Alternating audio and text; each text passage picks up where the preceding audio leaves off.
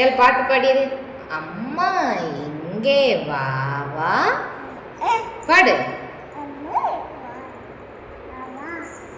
பட்டு மாடு எப்படி கத்தும்?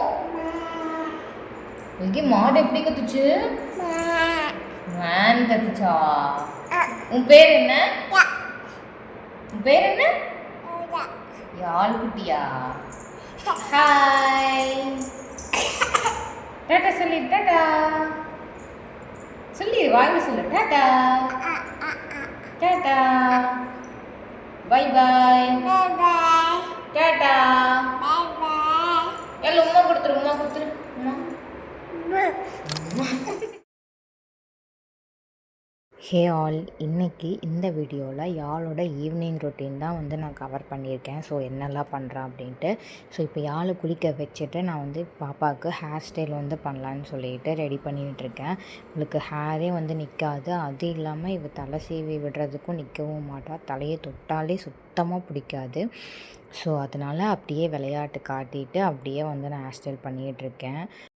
நிறைய பேர் சொல்லுவாங்க, பாப்பாவுக்கு வந்து ஏதாச்சும் ஹேர் ஸ்டைல் பண்ணலாம்ல, ஹேர் வந்து ரொம்ப வளர்ந்துருக்கு அப்படின்னலாம் கேட்பாங்க.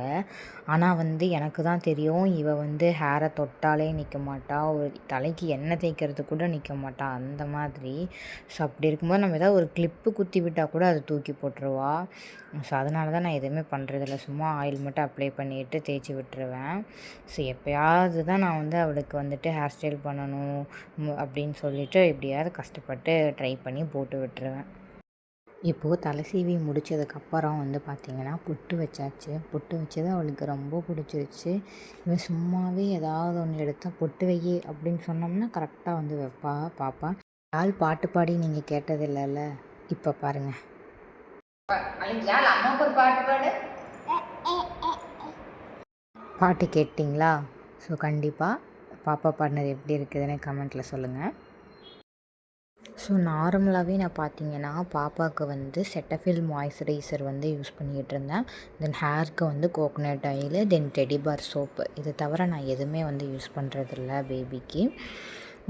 இப்போ வந்து செட்டஃபில் மாய்ஸ்சரைசர் வந்து முடிஞ்சிருச்சு. ஸோ அதை ஆர்டர் போட்டு வாங்கணும். ஸோ யாழுக்கு வந்து மேக்கப் போட்டு முடித்தாச்சு. நெக்ஸ்ட் வந்து பார்த்திங்கன்னா நம்ம பார்க் தான் போக போகிறோம். ஸோ என் கூட சேர்ந்து நீங்களும் வாங்க.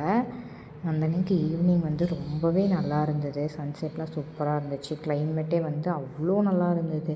ஒரு மாதிரி மழை வர மாதிரி இருந்தது அந்த அன்றைக்கி கிளைமேட்டு. நாங்களும் அப்படியே நடந்துட்டு, ஸோ இதான் வந்து பார்த்திங்கன்னா பார்க். ஓகேவா? கொஞ்சம் மெயின்டெனன்ஸ் பண்ணுறதில்ல போல் இங்கே. ஆனால் நல்லா பெருசு. இன்னொரு பார்க் இருக்குது, அது வந்து பார்த்திங்கன்னா கொஞ்சம் நல்லா மெயின்டைன் பண்ணுறாங்க. அங்கே நிறைய கூட்டம் வருது, நல்லா இருக்குது. பட் இங்கே வந்து பார்த்திங்கன்னா கொஞ்சம் கல் முள்ளா அந்த மாதிரியாக தான் இருக்குது. ஒரு சில பிளேஸெல்லாம் விளையாடுற இடத்துல ஓகே தான், ஆனால் அங்கேயும் வந்து கொஞ்சம் ப்ராப்பர் மெயின்டெனன்ஸ் இல்லை. நம்ம கொஞ்சம் கேர்ஃபுல்லாக தான் பார்த்துக்கணும். கல் இருக்கும், குச்சி அது இது நிறைய போட்டு வச்சுருப்பாங்க. வாக்கிங்க்கு ஓரத்தில் ஃபுல்லாக செட் பண்ணியிருக்கிறது நல்லாயிருக்கும். அங்கே வந்து 2 பேர் வந்து கிரிக்கெட் பால் ஏதோ விளையாடிட்டு இருந்தாங்க. ஸோ அதை தான் வந்து பார்த்துட்ருக்கா, எப்படி விளையாடுறாங்க அப்படின்னு சொல்லிட்டு. ஸோ உங்களுக்கும் பேபி இருக்குது அப்படின்னா கண்டிப்பாக இந்த மாதிரி ஈவினிங் ஆனால் ஒரு வாக் கூட்டிகிட்டு போங்க. அப்படி இல்லாட்டி இந்த மாதிரி பக்கத்தில் பார்க் இருந்தால் அங்கே கூட்டிகிட்டு போங்க. ஸோ ரொம்பவே அவங்களுக்கும் ரிலாக்ஸிங்காக இருக்கும், நமக்கும் நல்லாயிருக்கும்.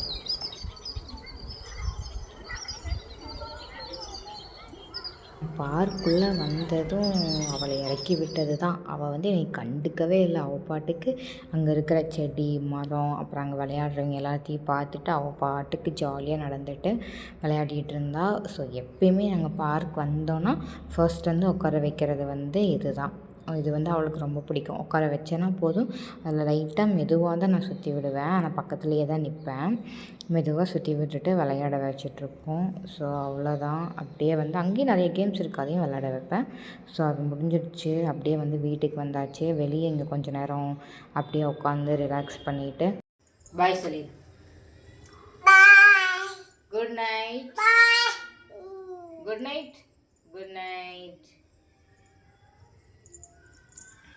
ஸோ பார்க் போயிட்டு வந்துட்டு இங்கே கொஞ்சம் நேரம் அப்படியே உட்காந்து ரிலாக்ஸ் பண்ணிகிட்ருப்போம். ஸ்டெப்ஸ் இருக்கிறனால கொஞ்சம் கேர்ஃபுல்லாகவே வந்து பார்த்துக்கணும். நீங்களும் உங்கள் வீட்டு பக்கத்தில் வந்து ஸ்டெப்ஸ் எல்லாம் இருக்குதுன்னா கொஞ்சம் பேபிஸை கேர்ஃபுல்லாக பார்த்துக்கோங்க. ஸோ அவ்வளோதான். ஒரு டாட்டா சொல்லிவிட்டு நாங்கள் வந்து நெக்ஸ்ட் வந்து டின்னர் ரெடி பண்ணணும். ஸோ டின்னருக்கு வந்து அந்த அன்றைக்கி என்ன செஞ்சேன் பார்த்தீங்கன்னா சப்பாத்தி தான். ஆக்சுவலாக நான் வீடியோ கிளப் பண்ணி தான் எடுத்திருக்கேன். அந்த டே ஃபுல்லாக அப்படியே எடுக்கல.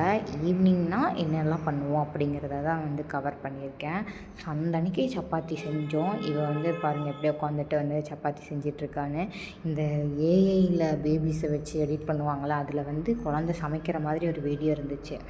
அதில் வந்து அந்த குழந்தை இப்படி தான் உட்காந்து சமைச்சிட்டு இருந்தது. அது பார்த்து தான் இப்படி உட்காந்துருக்கான்னு நினைக்கிறேன்.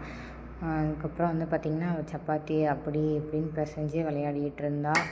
ஸோ அதுக்கப்புறம் நெக்ஸ்ட் டே வந்து நான் அவளுக்கு வந்து தோசை சுட்டு கொடுத்துருந்தேன். ஸோ அதை தான் ஈவினிங் நைட்டுக்கு வந்து டின்னர் கொடுக்குறத எடுத்தேன் நான். அந்த அன்றைக்கி வீடியோ எடுக்க முடியல. ஸோ தோசை சுட்டு கொடுத்துட்டு, ஸோ இது பக்கத்தில் இருக்க டம்ளர் வந்து பார்த்திங்கன்னா ஒரு ஹைப்பர் மார்க்கெட்டில் பக்கத்தில் வாங்கினது டம்ளர் வித்து ஸ்ட்ரா, அதுக்கப்புறம் லிட்டோடையே உங்களுக்கு வந்துடும். ஸோ அதெல்லாம் தோசை தான் அந்த அன்றைக்கி டின்னருக்கு நான் கொடுத்துருந்தேன். கம்முன்னு சாப்பிட்டுக்கிட்டாங்க. ஸோ அவ்வளோதான், வீடியோ எண்டுக்கு வந்தாச்சு. ஸோ இப்படி தான் எங்களோட ஈவினிங் ரொட்டீன் வந்து போகும். ஸோ